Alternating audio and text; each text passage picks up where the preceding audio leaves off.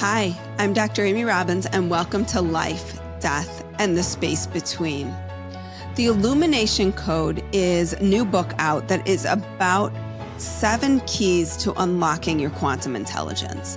And quantum mechanics and quantum physics is something that I have been exploring a little bit more in terms of, 1, just trying to understand it, and 2, figuring out how I can incorporate more of those concepts into my everyday life.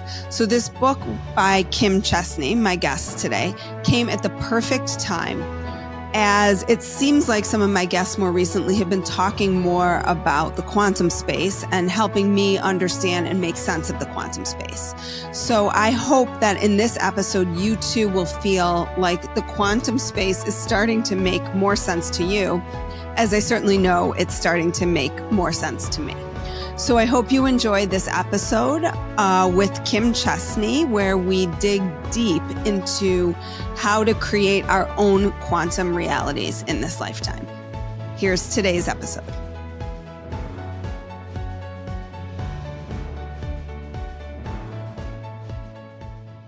Welcome, Kim, to Life, Death, and the Space Between. Thanks for having me, Amy. I'm so excited to be here. Well, as I was saying to you before we got on, it seems like I tend to have interviews, not on purpose, but that just end up kind of together on similar topics. And today is no different. I've been talking a lot with different people about the quantum space. And this is exactly what you're talking about. Your book, The Illumination Code, is out now, 7 Keys to Unlock Your Quantum Intelligence. But I want to dig in here because this notion of quantum physics, quantum mechanics can be so esoteric for people and so difficult to wrap our minds around. And you really simplify it for people. Let's just start with like the basics of what is quantum intelligence. Yeah, and I agree completely. One of my goals with this book was to take the ideas around quantum intelligence and make it something that's simple that everyone can understand, because we hear quantum physics and our brains kind of like start to implode a little bit. Yeah. Yeah. I'm like, Exactly. But really after, this is my 3rd book on intuition, and my journey, each book I try to explore intuition and understand intuition more deeply. And what it's ultimately led me to understand is that intuition is a quantum phenomenon. It is our own way of quantum thinking. It's how we personally experience all those theories and ideas of quantum physics in our own personal life, in our personal psyche. So it's a really exciting concept that I was so thrilled to dive into in this book. And it took me a year to write it. And I worked with some really great physicists to really understand what's going on and boil it down to something that people like you and me, can understand and work with. So what is going on? What is this notion? Quantum intelligence is this field that we can all tap into? Is that kind of the premise of it all? Yeah, that's sort of the big starting point that, most of us don't realize that we're not living in a world of separation. We're not living in a world of material objects that can't touch each other when we're not in the same space. And that comes across as very counterintuitive to many people now. But what we've realized is that what we think is matter is not really matter. As Einstein showed us, matter is really energy. And if you break everything down far enough, matter and energy sort of become the same thing. And even more interestingly, in the space between all of that matter is this beautiful sea of energy and light and information that connects all things. And so this is science now. This is no longer woo-woo talk of, we're all connected. No, this is actually a real phenomenon that we're understanding now, and with concepts like quantum entanglement, where we're connected even when we're far apart from each other. And all of the stuff that we're learning from the quantum revolution explains all the mysteries that we've been hearing for centuries and throughout all of human history, all of the impossible things that people said, that's impossible to know the future. It's impossible to have a telepathic experience with another person. It's impossible to understand a past life or anything like that. All of these things, prophecies that you've heard throughout, religious histories, they've been called supernatural. They've been called occult, but now we have a word for them, and it's actually based on science, and it's quantum. And so it's so exciting to be able to give all of these things that millions of people throughout history have witnessed, but we've never understood. Now we can give it a name and a label and an understanding, and we can start to work with it in our life. So you mentioned past lives, predicting the future, creating the future. How do you conceptualize those things when time is in the quantum space nonlinear? So like in your book, you reference some of these predictions, Notre Dame's predictions, Tesla's predictions about AI and cell phones and all of these things. How do you want to explain that? I've actually, interestingly, in one of the Substacks that I read, they've been talking every Saturday. It's the Free Press Substack. And every Saturday they talk about prophets, people who have predicted where we are now. Love that. But how do you understand that from the quantum space or quantum intelligence? Yeah, that's a great question. So it really starts with a really simple premise that, well, two simple premises, but the first one relating to time is that we start to understand that everything that's ever happened in the world, everything that will happen, and everything that's happening now already exist and are happening technically in the eternal now. So it's not like there's something that happens and then it disappears, or something we move into and it hasn't happened yet. Everything's happened. Time is an illusion of our tiny little perspective of where we are right now in this point of consciousness. It's all relative, like relativity to us. But the big picture that our intuition can see, our small, like regular, rational, linear mind can't see this big picture because it's designed to operate in material reality and our three-dimensional reality. But our intuition, which is a quantum function, has that 360 view and can see the whole truth everywhere beyond our certain point in space and time. So when we tap into our intuition and open up these intuitive channels, it's possible to access information from different times and from different places. That's in different places, stuff like remote viewing, right? You can see things that are happening in other parts of the world. And in different times, it's prophecy, it's premonitions, really are just remote viewing the future. It's a different space. So all of that information is stored in the cosmic memory bank of the universe called the quantum field. So this quantum field, which is it's inside of us. It's our inner wisdom. It's what connects every living being, everything in existence with each other. We're all living in this field. In the old days, you might have heard someone refer to the Akashic records, right? There's people talk about this, but really what they were trying to describe 200 years ago when this concept became popularized, and all they had really to reference as compendiums for knowledge were books. Right. So it became a hall of records, a hall of books, because that was the best way we could really visualize storing information. So you would visualize going into a hall of records and accessing all this stuff, which is a beautiful interface to create with this real quantum field that energetically stores all of this information. So it's really just a reimagining of very age-old concepts. You even go back to the Bhagavad Gita. Thousands of years ago, this stuff was written about in ancient texts in the East. So it's a rediscovery of ancient wisdom, but it's really a coming together of sort of our intuitive spiritual side and our scientific minds so that now we can really unify our perception of reality. So when people are tapping into that energy field, what is it exactly that they are seeing? How did someone like Tesla see the future as a place where there were cell phones and AI? Can you translate what that looks like?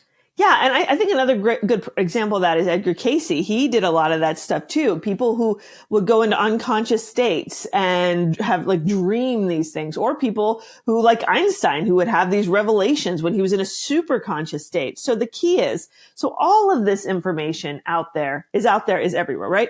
So the second real key that I would want people to take away from this book is that a part of you knows everything.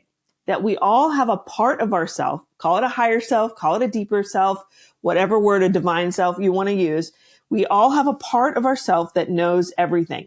So, but our mind That is knows everything in the quantum field. Everything, all things, Okay. right? So, and this is something that like, it blows people's mind at first to recognize that we're tapped in. We're sort of like we all have our sort of individual upload field to this great worldwide web of information. And I think the web is a great analogy, right? So to answer your question, it's almost like you put in a keyword or an intention and you dial it up. All of the information on the web is out there, right? It doesn't mean that I have it all in my brain at one time, right? But it's out there. And if I'm not looking at it, it doesn't mean it's not there. Correct. It just means that's not what I'm looking to create. That's not what I'm pulling into me.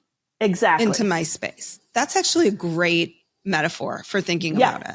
Yeah, it really is. And see, that we couldn't understand that hundreds and hundreds of years ago because the internet didn't exist, and cloud storage and hard drives, all that stuff didn't exist. But now we have a really good metaphor because this is how our world works with technology and innovation. So it really is all fitting together. And in terms of the future, so the next question is going to be, doubtless, if you're really thinking this through, is everything predetermined? If everything's out there and I know the future, do I still have free will and I'm still creating my own future? And the answer is yes, we still have free will because all of quantum physics is really rooted in potentiality. And like you mentioned when we first started the show, we're creating, we're choosing, and there is potentialities. And some prophets might have made a prediction about the future, but it was a potentiality, and maybe things changed and things went in a different way for this alternate reality or whatever reality or multiverse that we're living in. So it really is cool. And you can sort of expand your mind in a lot of ways trying to think of these things, but it really helps to understand why all these things are actually possible. So one of the things when I was reading your book that I really seemed to notice was, in some ways it feels like we've overcomplicated intuition. Like we are expecting a billboard on the side of the road to be blaring at us the answer to life's question that we have in that moment. Yeah, that's 100% true. I think our intuition's always there. It's always trying to speak to us. We're always getting these signals and signs and guidance from it. We've also been conditioned out of it. So, since we were children, people were telling us this stuff isn't real. It doesn't exist. You're crazy. All of this stuff. So our mind, we, have to deal with a sort of inner critic that's going to censor everything that comes through with our intuition. But once we get past that point, we really make the intention to open up to it. We have to really learn to understand what those little nudges are. And yeah, the life isn't going to come down and just have this serve up all the information you want on a silver platter. We are learning. We have to learn our way through and make the decisions ourselves.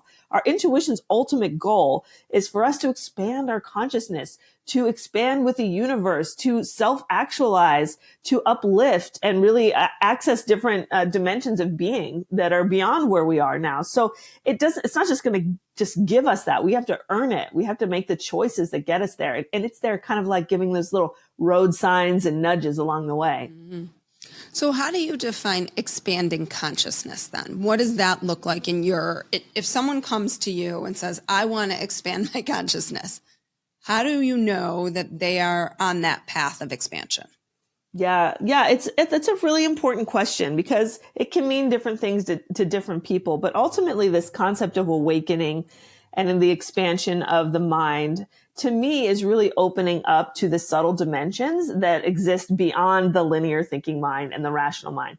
For me, it's learning to think with the insightful mind, the intuitive mind, and starting to think by those little drop-ins and those downloads that come to us, the guidance from the universe, instead of just feeling like we have to follow the trodden path in this life. So then once you start to expand your consciousness, you ignite your intuition, you start realizing that, wow, there's like this whole magical world of wonder and this deep dimension out there that we just ignore all the time, right? Mm-hmm. But the world is full of magic, and you know this because this is the kind of stuff you talk about every day. So once people really start to tune into this and recognize this, you get signs, things happen, things change, the magic ignites. And this is when we start having sort of metaphysical experiences, and we have these really powerful things that you talk about on your show start to happen. They're byproducts. Psychic development, intuition is byproduct of the expansion of your consciousness. The more your consciousness expands, the more intuitive, the more psychic, more all of those things start to happen and get into play.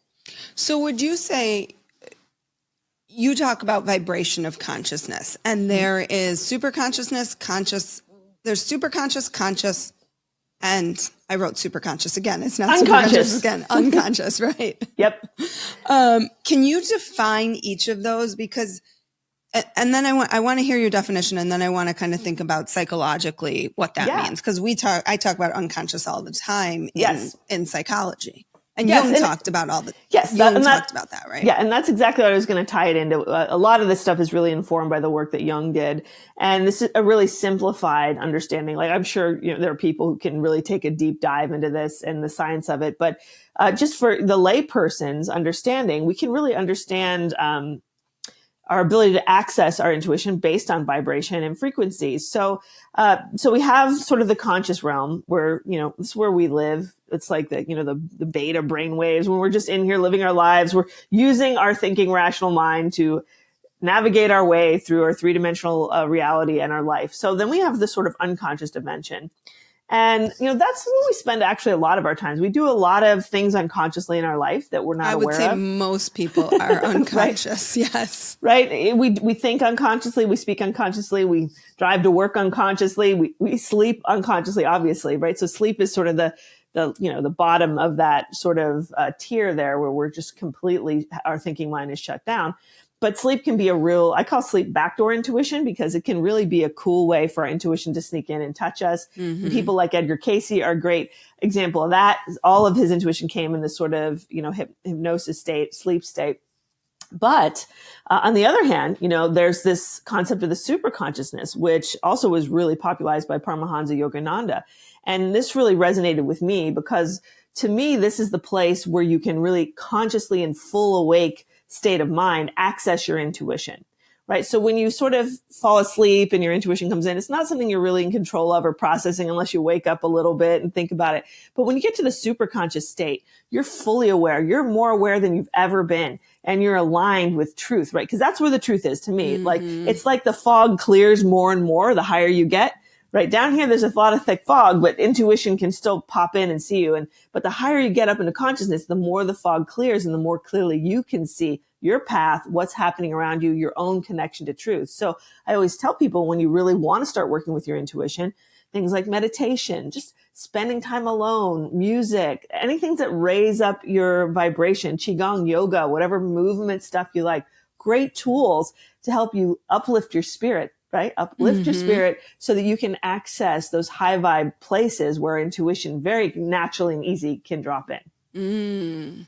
Yeah, I'm just thinking, it's so interesting too. And I wonder, so much of this also seems to be kind of corresponding with the psychedelic movement that's happening now as well. Like even the words you use, inner wisdom, consciousness, like accessing truth, like all of these things that really do align, all of these concepts, not things, all of these concepts that really do align with that ability to access these deeper spaces, whether you believe in the quantum space or not, whether they're deeper within ourselves, in which case we're able to access them because we can shut down that kind of conscious monkey mind. Yes. Or in the quantum space, if you believe in the quantum space, and then you use the psychedelics as a tool to access that space because it also shuts down the mind in that way. Exactly. I think because that's really the key, is getting this monkey mind out of the way, because it's really the barrier to our spiritual experiences and our intuitive mind. So,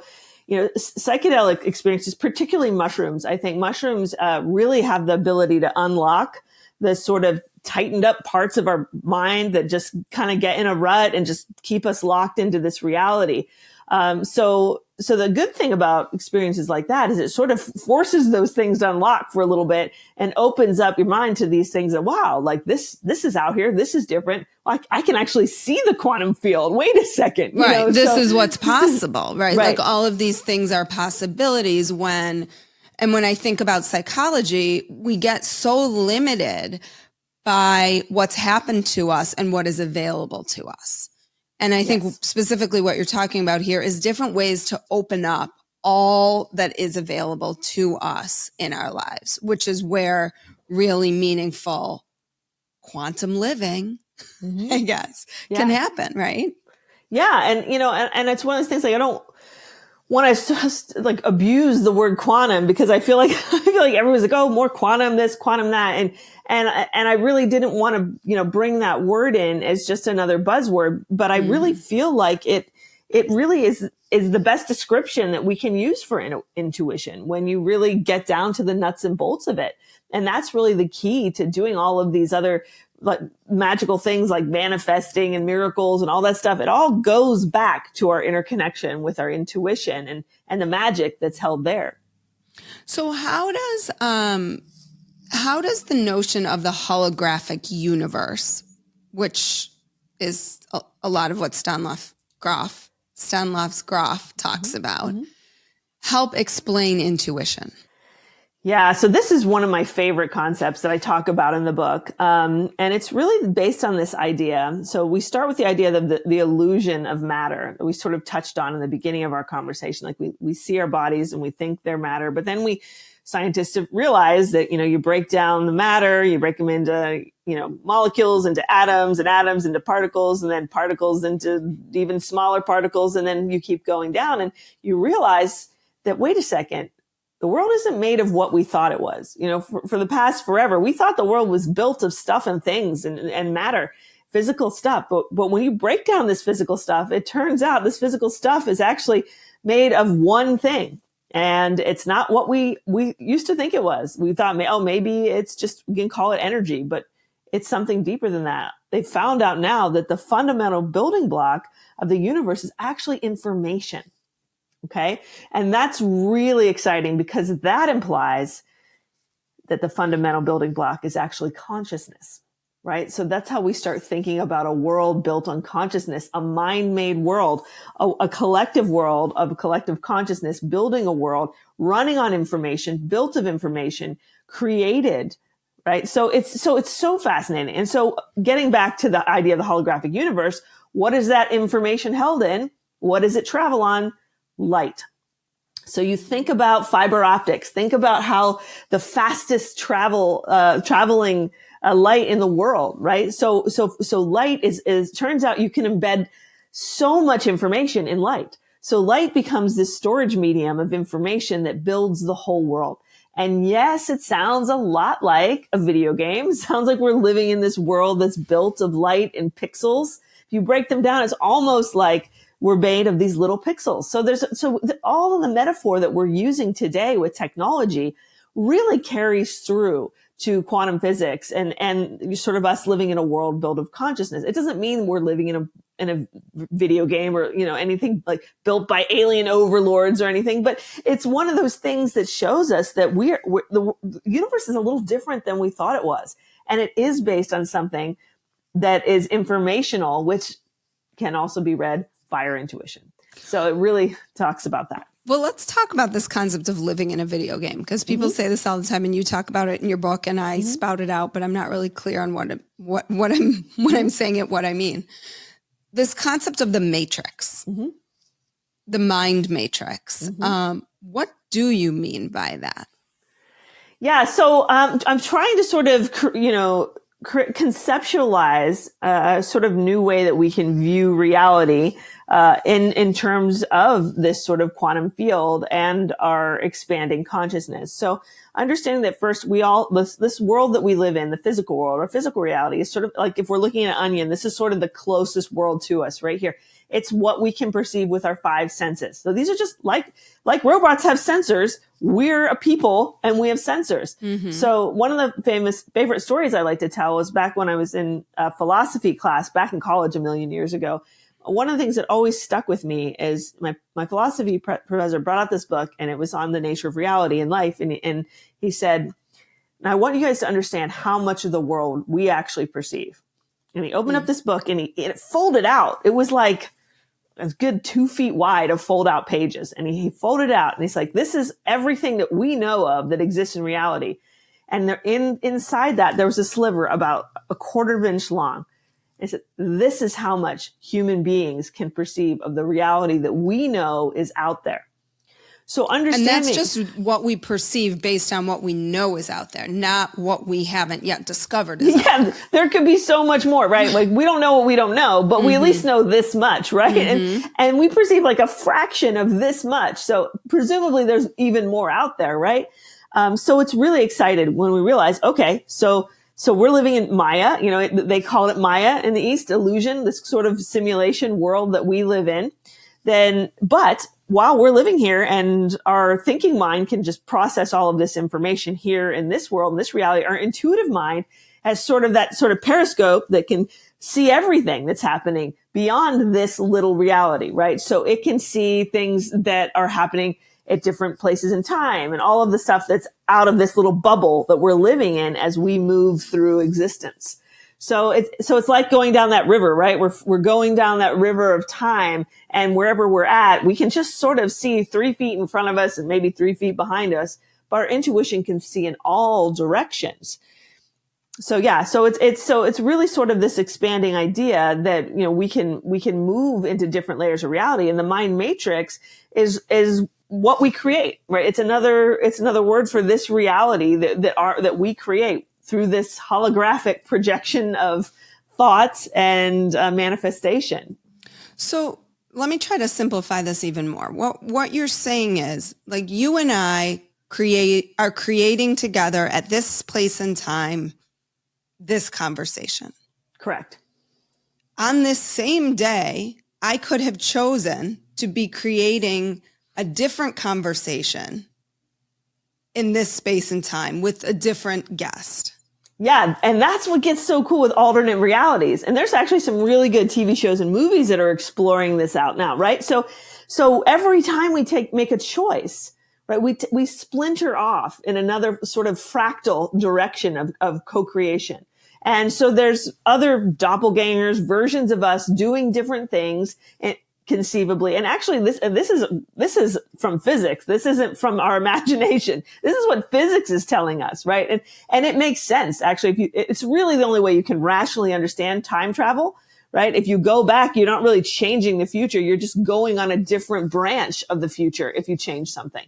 So if you imagine all time is a river and you travel back in time and, you kill your mother or something and something happens, right, then you end up going in a place where this person doesn't exist, and you never get back to the time where you originally came from because you made changes to it. So this is like that show Quantum Leap that I never watched, but I really should have back in the day. Yeah. I'm just trying to imagine, this, I really think, I know I talked to you earlier about this podcast that I recorded, which will have aired much earlier than the one we're recording right now, with Sebastian Junger, because he had an experience where he had a dream that he died. And in the dream, he was reaching for he was up above, he was reaching for his family and saying like, no, I'm here. And then he goes on to have this near-death experience, which he lives, which if it had been a precognitive experience, he would have died and we would have never known about it. And I said to him, do you think you were on multiple timelines? Like, that to me was the most evidence I've heard of someone sharing that perhaps there were simultaneous timelines, and that as a result of that dream, perhaps, or I don't know what it was, I don't know how to explain it, that maybe he was able to make different choices to result in a different outcome for himself. Or did he die in a different reality?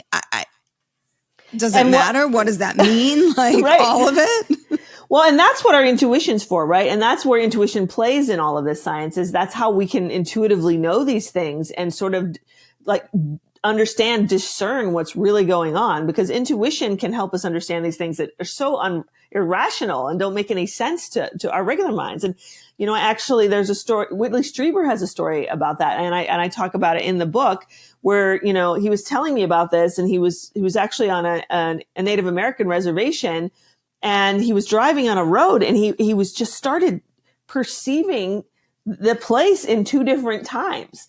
He didn't understand what was happening. He was looking at a stream, and it was like now, but it was also another time. So, and there was a whole bunch to unpack around that. But, we had this really interesting conversation about alternate realities, and is there ways to jump back and through and see through these things? And the answer is yes. I think that now that people are understanding that this is a possibility, things are starting to make sense a little bit more. Like, when he was talking about this near-death experience, again, 100 years ago, 200 years ago, people wouldn't really understand these ideas of alternate realities and parallel universes and all of that stuff. But now we can start to ask questions like, was that really what I experienced? And start putting the pieces together and gather evidence. So what would it mean then to have alternate realities in terms of, does it mean that our consciousness, like, is there another Amy doing something else simultaneously? Like, what does that even begin to look like? And then what does that mean about this version of me now? Yeah. So Peter Smith actually wrote a really great book. And does that question even make sense? No, it does. No, it does. Yeah. Peter Smith wrote a really great book called Quantum Consciousness, where he focuses really deeply on the alternate realities and parallel universe angle. And I learned just about everything I know from him. He was actually the director of the Michael Newton Institute for 20 years. Oh, so wow. Okay. Yeah. So he has had a lot of experience in this realm, and had some really beautiful things to say about this question. So yes, I think that's the theory, is that we all have these doppelgangers, these other versions of ourselves. And, he took me actually through a sort of a shamanic journey type regression where he does alternate realities and to find these things. And it was really fascinating how it worked out, because intuitively, you can connect to these other lives and see what they're doing, see like the different, you can look back at your life and like, well, if I had made this choice, how would my life be different now? Or how would it be the same now? So, and it gets into that really uncomfortable zone, because I think, sometimes you don't want to know, like, oh, if I had made better choices, my life would be so much better than it is now. I don't want to know that. Or, right. Or if I made worse choices, well, that's just sad.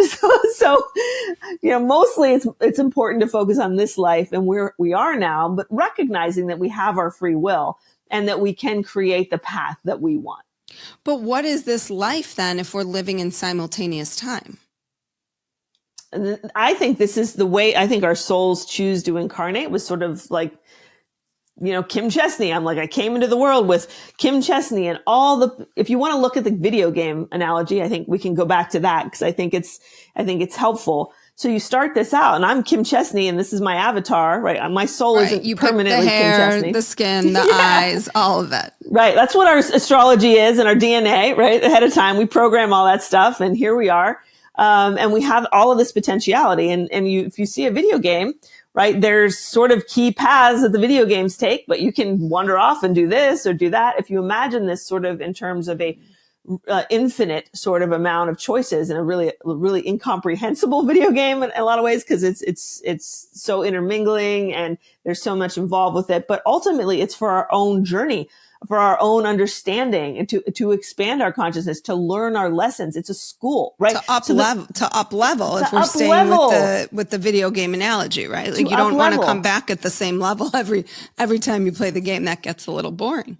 Absolutely, to up level. And then what's at the end? Where are we all going? Right? It's at the end of the road, we're all going back to that divine connection, that return to our whole self, that healed union, which unites us all. We start out in that individual separation, and we're moving back together in really in this communion with the divine and the sacred and the oneness of the quantum field, because that's what the quantum field does. It shows us that we're all united. We are all connected. We're all one, truly. So It's a beautiful message, and it's a beautiful journey, and it's a meaningful journey. And we can't get too caught up in trying to understand the science. I think the science it's good to give us validations that things are real, and that this is really, it's like flag posts on the journey. Yeah, we're going in the right direction. But I think ultimately we can't wrap our brains around this fully. Our human minds, as they are, I don't think are built to fully comprehend how magical and how immense this whole reality that we're participating in is. So we do have to stay in the moment and do walk in some trust. But I'm very grateful that science has given us these clues to really level up our understanding and our potential understanding of what we can do in this world. So Before we wrap up today, can you just talk briefly to give kind of some concrete ways? You talk about intuitive downloads, semi-conscious, insight zone, creative energy flow, and conscious creation in the field. Can you talk about those four as like ways that people can probably begin to identify intuition and how it might be showing up for them? Yeah, because it's just keeping up with our internet analogy. So intuition just drops into our mind. It's so much easier to use than our thinking minds, which we have to like learn formulas and get PhDs to get really smart out. It's really tiring to use that thinking mind. It really is. Yeah. It's exhausting, but intuition is the exact opposite. And that's why it's so great, because it is that flash of insight. It's that moment, aha moment that just pops into your head. Einstein, really gave me the idea for the aimless downloads. So I talk about aimless downloads. And if you want to get more intuition in your life, one of the best ways to do that is to slow down. We need to turn off that monkey mind. So Einstein would say that he got his best scientific epiphanies when he was aimless, and he would sit in his rocking chair and he would just sit and rock for hours and hours and do his sort of thought experiments and let his mind wander, opening up space for intuition to come in, to inspire him, move him, guide him, right? So that's a real key, because intuition is also tied to genius. Every great person in history has talked about intuition. It's the secret sauce, because it is the future. It's our extraordinary side of our mind. So opening up, tactical ways to get more intuition in your life is opening up and slowing down, learning to listen to one of the key really key ideas to take away from this conversation is recognizing that intuition is a thought, feeling, or sensation, an idea even, that arrives out of nowhere, right? You never think up your intuition, right? So you don't like solve a problem and get to the intuition. No, intuition arrives in a flash. You're walking down the street and you think, oh, I should call my mom. Oh yeah. Or even like it feels like a memory someone. Oh, I remembered I should call my mom. Sometimes memory and intuition are actually the same thing. And then you realize your mom like really needed you, or there was something going on that you didn't know about, right? They arrive in those moments when you're driving your car, you get a great idea that you didn't think of for work or something, right? Shower is my favorite place where I get such great intuitive hits. Yes, me too. Because I can't get distracted, right? No. I mean, it's like I can't bring my phone in there with me. I usually will meditate before, so it almost opens me up already to that. And then I get in the shower and it's like, oh, okay, I just need to do this, this, this, and this. And it's like crystal clear in that moment. Yeah, that's great. And some people even recommend putting a little whiteboard in your shower, because you get these ideas, you're like, oh, I need to get out before I forget it. I'll just write it down and then I'll have it, because it really is, because our phones are a real problem. I mean, we need to get off those phones, and because they just, any white space we have, what do? Well, I'm just going to scroll around on my phone, right? So getting off the phones, letting the intuition drop in, opening up space for that, and then really starting to give credence to those little thoughts and feelings that come to you out of nowhere, instead of brushing them aside like we've been taught to do, right? Like, I'll do that later or whatever. No. That was something real for you. And that's really one of the keys to start working with your intuition. So would that's just the general intuitive downloads? You talk about those 4 different ways they kind of come to us? Okay. Yeah. So that's that's sort of just the aimless download. That was the aimless download. And we talked a little bit about the unconscious downloads already. So when you would, if you're falling asleep, things pop in your mind, you wake up in the morning, you got to kind of get into that theta, delta brainwave states. The stuff comes in from below because the monkey mind's gone. Because all of these are really just getting your mind out of the way. And then the intentional downloads. We can start to intentionally work with our intuition. I created a whole insight card deck, which on my website, kimchestney.com, you can play with those. You go out there and pick a card and just use the card to let the card speak to you and give you a message. And this really comes from a really cool concept called Visio Divina, which is a spiritual tradition, and it's gone back hundreds and hundreds of years of gazing at a piece of artwork that gives you a divine moment of inspiration, right? So looking at images can actually be a wonderful way to translate intuition for your intuitive mind. So it's a lot of fun. Is that the sacred seeing practice that you talk about in the book? Yeah, I liked that. Yes. So yeah, you can just, you can look at anything. My cards are designed sort of to open up space for this, but you can really look at any picture, any piece of artwork. and do that. So that's one way you can intentionally start to work with your intuition on a daily basis, warm it up. I mean, it really is like gym for your intuition. You don't have to get a PhD to use your intuition, but you do need to practice with it regularly and work it out and start to rely on it and just make it a part of your life. And trust it. And I think I say this when I'm talking about intuition often, is that just because it didn't turn out the way you wanted it to, doesn't mean it was the wrong bit of intuition. If you can trust that it's leading you in the right direction, then it was absolutely right. And that's when I think life doesn't become such a struggle. It really becomes much more of like a flow or a dance. Is like, okay, that was my next step I knew to take. I talk about it often with my patients. It's like a lily pad pops up and you're going to jump on that lily pad because you know the lily pad is going to get you to the other side of the pond. But whether that's the lily pad that's going to get you right there or not, you might not know. It might not be the one that gets you there, but then another one will pop up and you'll jump to that. And eventually you'll get over, but it might not have been the path you thought you were going to take. Amen. Amen to that. And I think that's one of the biggest problems with intuition is people think, oh, if I didn't get that instant gratification that, my intuition was wrong. Because people are like, so what happens when your intuition's wrong? I'm like, your intuition's never wrong. Your intuition cannot, by definition, be wrong because it is your connection to truth. It is literally your connection to the truth of what exists in the universe. So if something's wrong, either we got it wrong, we misinterpret it, which we all do from time to time, or like you just said, we thought that, this next step was going to be the one step that took us where we needed to be without realizing that there might be 2 or 3 steps to get us to the right place where the universe needs us to be, not where we think we should be, right? So getting into that state of trust is so important, and really just turning your life over to be in the hands of the universe and do your part to co-create, but not being so attached to our egoic outcomes. Mm-hmm. And I think did the intuitive step that I took or the intuitive information I got give me a little bit more clarity, even if it didn't feel like it was right. Did it give me more clarity? Yeah, there was something in it for you. That's the thing. It might have not been what you thought you were going to get from it, but you still got what you were meant to get from it. I love that. You still got what you were meant to get from it. Yeah, Kim, thank you so much for today. If people are interested in your book and your work, The Illumination Code, 7 Keys to Unlock Your Quantum Intelligence. It is fantastic with so many different exercises and things you really can apply, and different exercises, I have to say, because I read a lot of books with a lot of exercises, and I really appreciated I highlighted some for myself just in terms of like different ways, like that sight one that I talked about, the seeing sight, or and then there was one more that I also just jotted down that were kind of 2 that stood out to me. I think I wrote it in messy handwriting in the back of my book. Oh, book hacking. Oh, I love this. Wait, talk about this for just 1 second. Book hacking.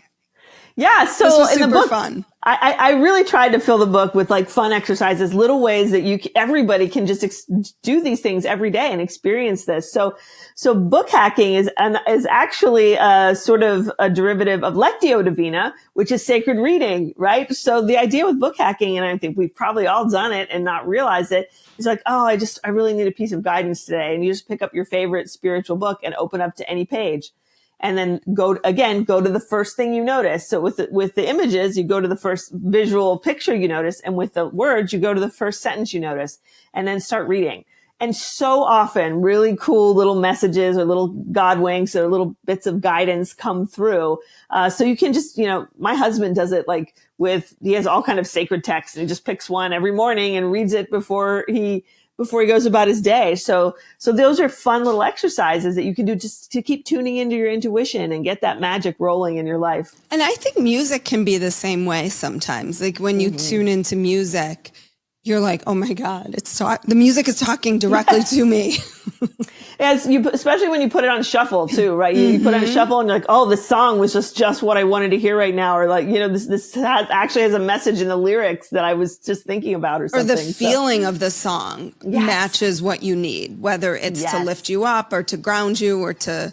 The vibrational frequency. Yeah. I love it. Yeah. So there's all little ways that the universe is speaking to us through signs and synchronies at every moment. So this book is sort of just a compendium of different ways that you can find the magic if you tune in and look for it. Well, Kim, I loved it. This was such a great conversation. So I got sidetracked with the book hacking. Where can people find you if they're interested in learning about your work, your book? I love the title of... I love your website title. Aw, thank you. Yes. You can get the book anywhere that books are sold, and you can get it, Amazon, your local bookstore, indie bookstores.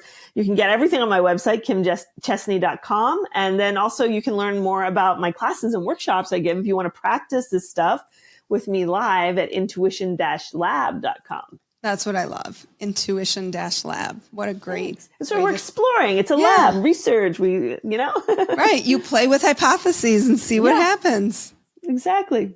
Well, Kim, thank you again. And thank you all for listening today. Everybody will have great takeaways from this episode. So thanks, Kim. I hope so. Thanks so much for having me. Like what you heard today and want to hear more? Wondering what comes next and what it all means? Head over to Apple Podcast, Spotify, Stitcher, Google Play, or anywhere you get your podcasts and hit subscribe. Also, if you could take a minute to rate and review my podcast, I would really appreciate it. Stay tuned as we continue to explore life, death, and the space between.